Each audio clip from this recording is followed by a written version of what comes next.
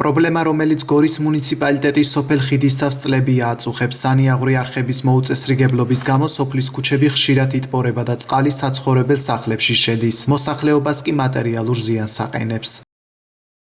მთელმა სოფელმა კი არა, ხელმძღვანელობამ უნდა იფიქროს იმაზე, რომ უნდა მიხედონ. უნდა მიხედონ, აბა არ უნდა მიხედონ. მარტო გავლა-გამოვლა კი არ არის. მე ჩემ ბავშვობიდან მახსოვს, რომ მთელი სოფელი დაირაზმებოდა, გამოვიდოდნენ, იღებდნენ, ერთსულოვნება იყო. ეხლა აღარ არის ეგა. რა პრობლემას სანიაღვრე არხების გაუწმენდაობა იწვევს?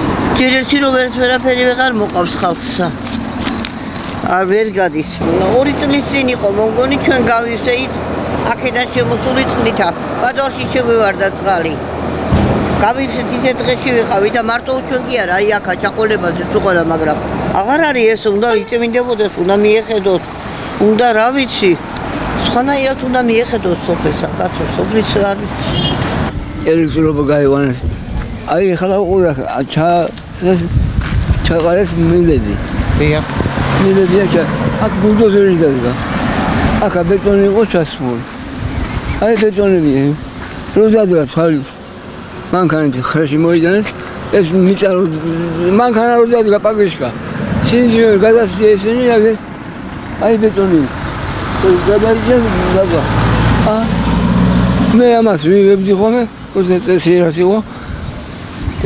გამგებელს თუ მიმართეთ ამის შესახებ გასაწმენდია არხი, რას ამბობს? გეგმაშიაო და არ ვიცი რა გეგმაშია, როდის იქნება. რამდენი ხანია რაც მიმართ? აი რამდენი წელიწადია, 2-3 წელიწადი იქნება.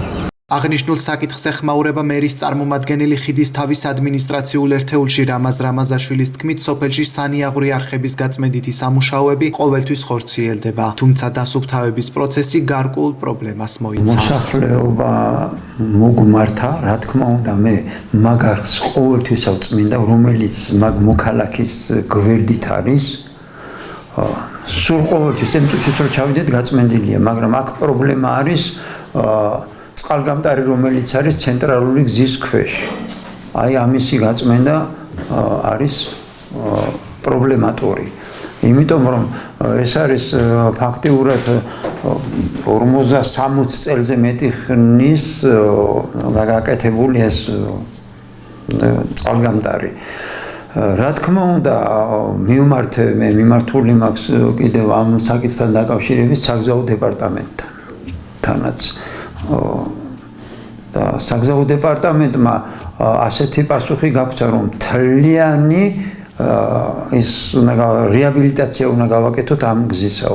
ამაზეც აქვს ჩვენი მიწერილი და იმ ცალკე ვერ ვაკეთებთ მაგის რეაბილიტაცია, ან უნდა ამოიცვალოს ეგ მთლიანად. ხო, და გაწმენდით ვერა, იმიტომ ვიწრო ის არის ნაგავი, ხო, მაგრამ შიგ ვერავინ ვერ შევა და ვერ გამოიტანს იქიდან იმ ნაგავსა და იმას. არ არის მაღალი ისეთი ისა და ეგ რომ დაიწყება რეაბილიტაცია მაგისი, ამოვცვლით მაგას აუცილებლად მსხვილი დიამეტრის წყალგამტარით. ყოველ მიზეზს გარეშე უნდა ამოიცვალოს ეგ.